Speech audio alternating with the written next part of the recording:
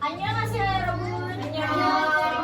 Oke, di sini saya akan menjelaskan materi pertemuan 7 dari bahasa Korea 4. Di sini itu materinya ada 6 dan saya akan menjelaskan materi yang pertama.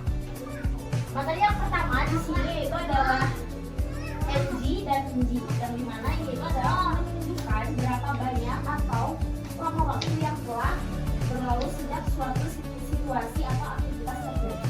Dan di sini juga ada perbedaan yang dimana kalau untuk NG itu bagi kata kerja yang berakhiran konsonan, sedangkan kalau NG di sini itu untuk kata kerja yang berakhiran tidak konsonan.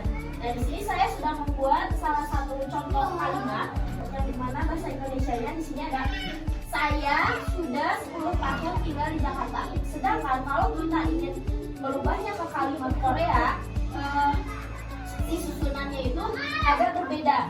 Nah, yang pertama di sini ada kalimat saya yaitu Jonen dan kalian tinggal ini di Jakarta. Kedua, terus tinggal adalah kata kerja. Di sini kata kerja kan berakhiran ini kan tidak konsonan, sehingga kita memakai enji yaitu jadi sanji. Nah, untuk sebelum tahunnya kita urutan keempat dan sudahnya kelima.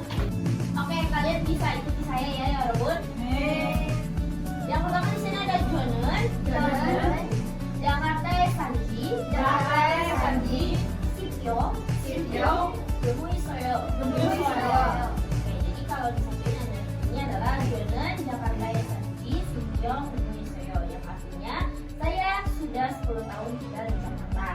Jadi materi kedua ini adalah jadi tata bahasa ini digunakan di tengah kalimat untuk menjamak buang pausa. Biasanya digunakan untuk menyampaikan perbandingan antara dua informasi.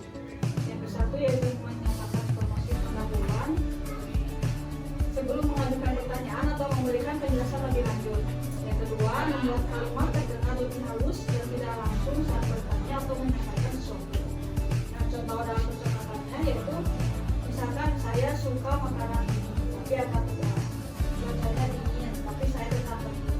Kata kerja atau kalimat lokal ditambah pada kata nende, lalu kalimat yang kedua. Lalu kata sifat dengan bajim yaitu ende sama kalimat kedua. Kata sifat tanpa bajim, ende, terus kalimat kedua. Contoh kalimatnya di sini ada hujan turun, tapi saya tidak mengetahui. Kalian bisa ikuti saya. Tiga onende, usami 없어요. Ke materi selanjutnya, atau ojida. Tetapi kata atau ojida digunakan untuk menyatakan perubahan kondisi atau keadaan yang umumnya digunakan dalam kata sifat dan berarti bahwa sesuatu berubah menjadi suatu kondisi baru. Dalam penggunaannya, bentuk dasar kata sifat diubah terlebih dahulu ke bentuk kalimat. Lalu dikatakan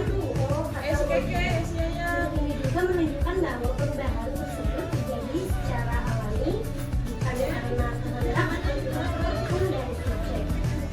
Dalam penggunaannya, kata sifat dengan vokal a atau o digunakan ojida.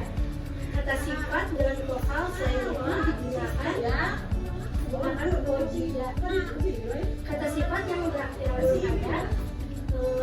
pada diubah menjadi haejida. Kita lanjut ke materi yang keempat. Di sini ada ulyogo. Dalam bahasa Korea, ulyogo atau ulyogo digunakan bersama dengan kata kerja dan berfungsi sebagai penghubung dua klausa.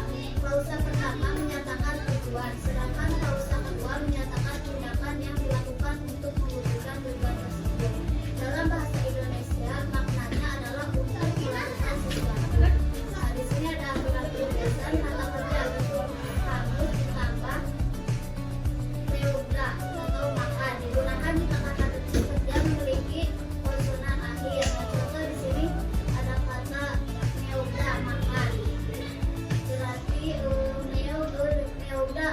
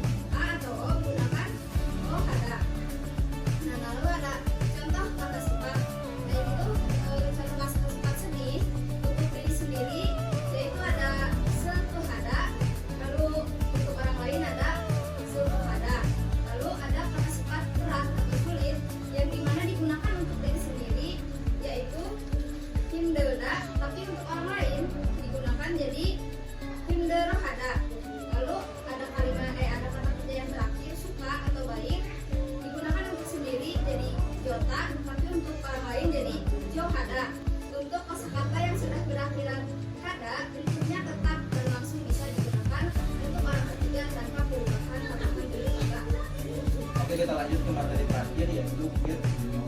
Apa itu? Ekspresi yang digunakan untuk memprediksi atau menunjukkan perasaan orang lain atau situasi setelah mendengar suatu cerita. Nah, dalam bahasa Indonesia mirip dengan ungkapan seperti pasti akan titik-titik, kemudian atau pasti titik-titik yang. Nah, di sini ada contoh kalimat. Makanya itu kelihatannya enak sekali dalam bahasa Koreanya. Jemsik jongmal masih seo bui. Dijawab pasti mahal ya. Nah, pasti iyanya itu sudah kita jawab, di sini ada get tunyo. Kita tinggal mencari mahalnya. Mahal itu bisa ada. Tinggal itu kan bisa ada bahasa awalnya, kita ubah ke bahasa percakapannya menjadi bisayo.